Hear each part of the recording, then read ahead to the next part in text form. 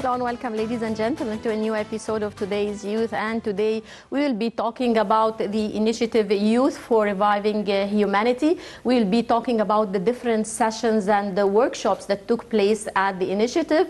And we're delighted to be joined with us here live at the studio by Nagwa Mohamed, member of the Presidential Leadership Program. Thank you for joining us, Nagwa. Thank you for having me.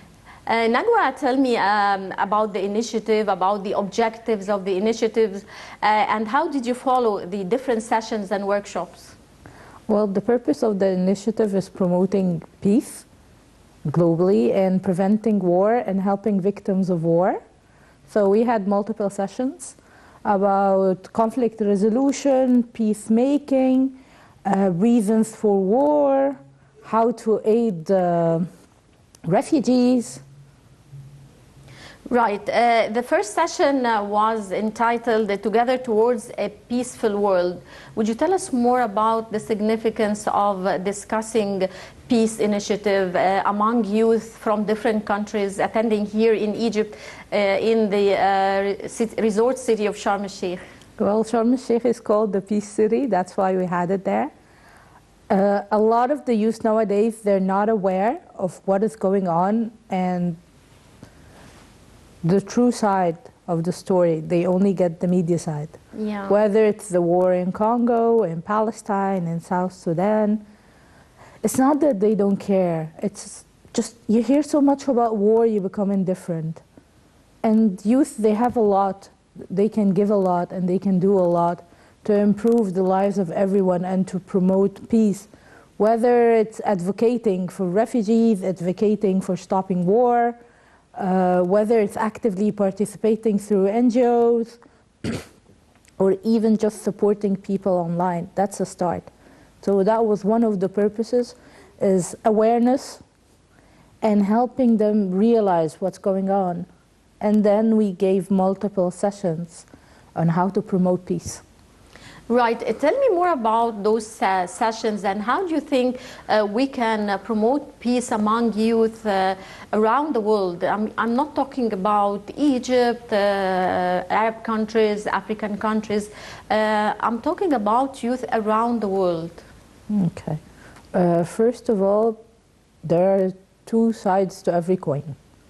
So there isn't always the ultimate truth. Sometimes it is just that, let's say the war in Gaza, but sometimes it's civil conflict. So awareness is important. To educate youth, they have to be aware, they have to be interested, they have to know more, they have to have the right tools of analysis. They cannot just randomly watch TV and that's that, or watch social media. Mm-hmm. They're promoted to read about politics, to read about economics. And in those sessions, we had people who came and told their stories. There were actual people, not just celebrities advocating or news anchors saying what's happening. They were real people. And those people told their life stories. And how can we help youth worldwide? They can, first of all, read about what's going on. They don't have to just watch TV. And the second part is they have to analyze. How do you analyze? I'm going to hear from this side, I'm going to hear from the other side, and I'm going to see the middle, where is the middle ground? And they have to realize it's not just about politics. Sometimes it's economics, like the war in Congo. It's not about politics, it's about economics. Also, youth nowadays, they have to realize they are strong. We're not powerless anymore. People are listening, especially in Egypt. The youth are very empowered nowadays, unlike before. The government is listening to our voices. We're actively participating, whether it's in the government itself, or youth workshops, or youth conferences. And I think other countries are also starting to listen to the youth. So they have to realize they're not powerless, they can do something, whether it's donating to help them, or actively participating, or raising awareness, or just even online as a start. Mm-hmm. Help spread awareness. Right. How do you think we can create this kind of awareness among youth? What's the role of the media in this regard? The media has a very important role, and thank you for asking such a question. First of all, the most important thing the media has to do is to be honest. Not all media channels are honest. And credibility. Yes, they have to be credible. They have to work without an agenda. They have to deliver the truth as it is. And that usually does not happen. So this is a very important part the youth have to realize. And like our grandpas, per se, we don't have only one source to get our news from. This is both a burden and a gift, because you have to verify the news you're getting. Is it wrong? Is it right? What's really going on? You have to ask people, you have to read, and you have to understand the reasons behind everything that is happening. Mm-hmm. What's the role of social media, in your opinion? Is it stronger than the traditional media, the TV, or the radio, newspapers, Yes. printed journalism? Do you think social media is nowadays far much stronger than the traditional media? Yes. There is Gen Z and Gen Alpha. Gen Z is starting after 2000. Yes, and Gen Alpha is the teens coming up right now. So they mainly rely on TikTok, Facebook, Twitter, Instagram, That's social true. media channels. That's perfectly to get true. their info and to get the image. They mainly rely on influencers, which has Bloggers and bloggers. influencers, It has its right. advantages and disadvantages. The advantage is you have other channels unlike before. The disadvantage is if the person is not trustworthy or they have another agenda or they're just merely famous, you're getting trash. You're not getting real info. Mm-hmm. You're getting what they want to broadcast. Yeah, you're right. We're going to be talking more about Gen Z and Gen Alpha and how can you create awareness among those generations right after the short break.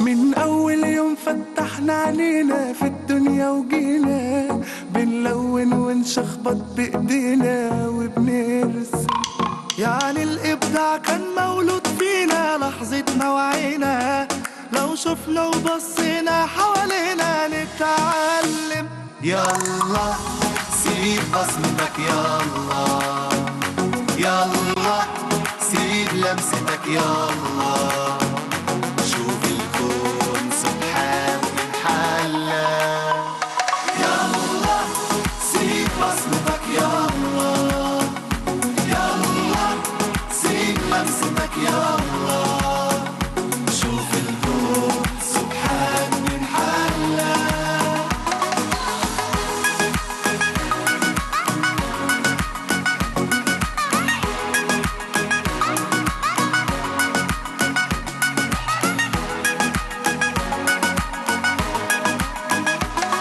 دي بلدنا نجملها ونبنيها ونتغزل فيها والفرصة بتيجي للي بيسعى تناديله وفي أجمل صورة هنخليها من خوفنا عليها ودي همة واحد واحد فينا وضميره يلا سيب بصمتك يلا يلا سيب لمستك يلا شوف الكون سبحان من حلا يلا سيب بصمتك يلا يلا سيب لمستك يلا شوف الكون سبحان من حلا يلا سيب بصمتك يلا يلا سيب لمستك يلا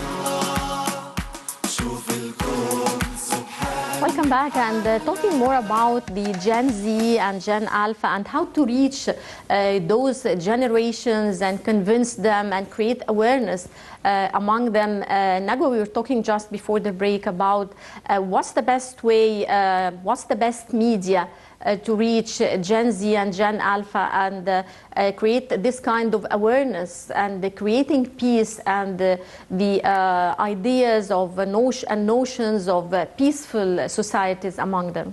Okay, there is a phrase that says, if you want to speak to people, speak in their own tongue. So now the common tongue for social is social media. You have to get through them through social media, and you have to use non-traditional methods. And there is something called age segmentation. So people who are 30, you're not going to speak to them and you're not going to target them with the same ads, with the same influencers as people who are 20 or 17. Total age segmentation. We have to focus on that. We have to focus on the quality they're getting. Thankfully, nowadays they're being more involved. They're invited to youth conferences. In schools, they're being actively engaged. I know there are more programs going to happen soon to help the youth. So through social media, through actual engagement, whether it's conferences, whether it's leadership trainings, active conferences, active workshops, and trying to focus on their areas of interest and delivering info through their areas of interest. Yeah. There is a cute cartoon that was last year broadcasted on TV. It told ancient Egyptian history through a very interesting method. It was a cartoon and it was a life story. It's sort of like Bakkar when we were kids. Yes. I remember that one. Yes, so that was an amazing idea. Yeah. And then it was broadcasted on social media and it was broadcasted on other channels. So that was good. But this is for mainly young kids. Yes, as an adult, guilty as charged, I watched that. You watched it. Yeah. But not everyone is gonna watch that. That's my area. That's my area of interest. Mm-hmm. We have to focus and promote on more creative methods to reach yes. People rather than the traditional media, yes. and besides also maybe the traditional media. And Talking even more social media, unfortunately nowadays we still use the traditional method of promotion on social media, which is wrong. You have to use creative methods. Like cartoons, for example. Whether it's cartoons or focusing more on other social media than the old traditional ones we're used to. Mainly Generation Alpha and Generation Z are focused on TikTok. Gen X and Baby is focused mainly Instagram. Baby Boomers are focused more on Facebook. So different generations, I think they have even different Facebook areas. is now becoming very traditional. I Yes. mean, the new generations, they don't use Facebook No, anymore. they don't. They use Instagram and TikTok the most. Yes, and they'll mock you for using Facebook. Yeah, right, correct. Okay, talking more about bloggers and influencers and how do they create public opinion among the Gen Z and Gen Alpha. Okay, so right now in some areas of conflict, you have people who are from Gen Z and now they're bloggers. They're showing what's really happening in those areas of conflict. They're showing the tragedies. They're not showing the media version of who's guilty and who's not. They're showing what's really going on. And thankfully, youth around the world are following them, they're promoting them, and they're getting interested. Oh, this has been happening for 70 years? Oh, this is not what we were taught in school or what we were taught through the TV. Oh, I've got to read more about it. They start searching more about it. So thankfully, this is happening. Yeah, specifically that the Western media is not actually delivering the correct message about what's taking place in areas of conflict like Gaza and, of course, other areas around the world, maybe like Congo and so on. What's your take on that? Okay, so what's happening in Congo right now is an economic war, and this is not how it's broadcasted. It's not even broadcasted. There is a media blackout on what's happening in Congo. What's happening in Palestine or Gaza, this is what I was talking about. If the youth themselves, they're broadcasting what's happening, and this has got the world interested, especially the youth. They're getting another version they've never heard before. Palestinians were always showcased as... Right. Right, we're going to go to this short break and we'll be right back to continue our discussion on the future generations and the current generations and how are they affected by social media and how can we create proper public opinion among those generations.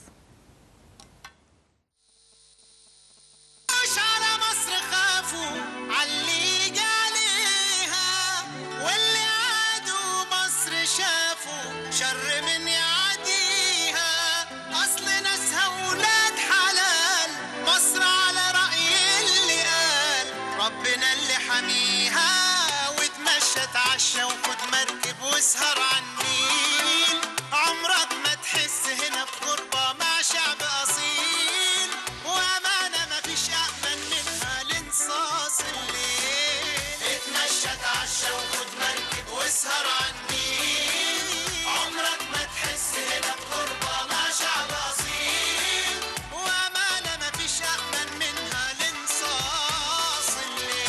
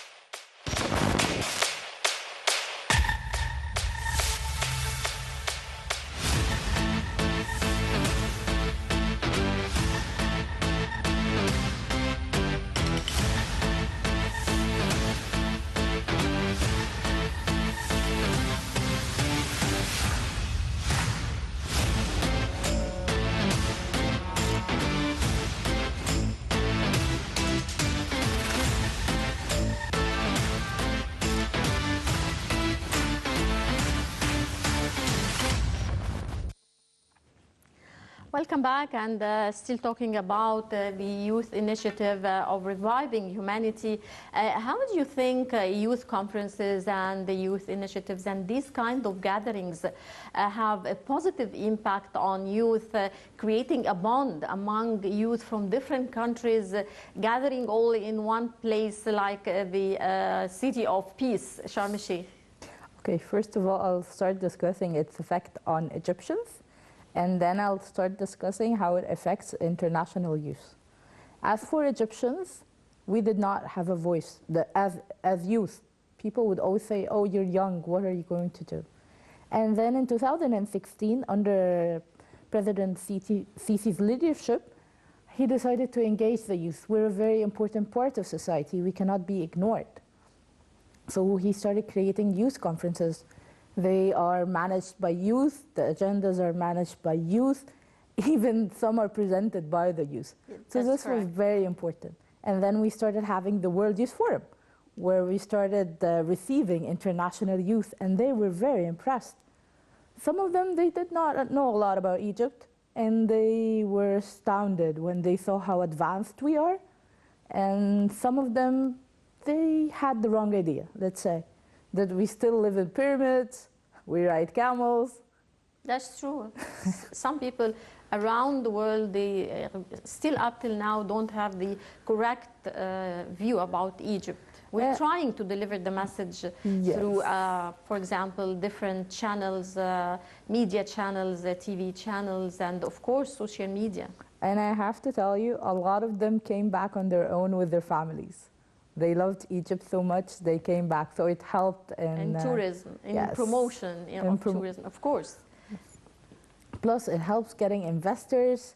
When you see that the youth of that country, they're capable, they're managing events, they're doing deals, they're presenting important sessions, they're aware, they're engaged. This helps any international investor to trust that country and come and invest, because these people are capable and they can manage the business. So that was very important. Plus, a lot of the world youth there are not engaged as we are. This is what I realized due to these conferences.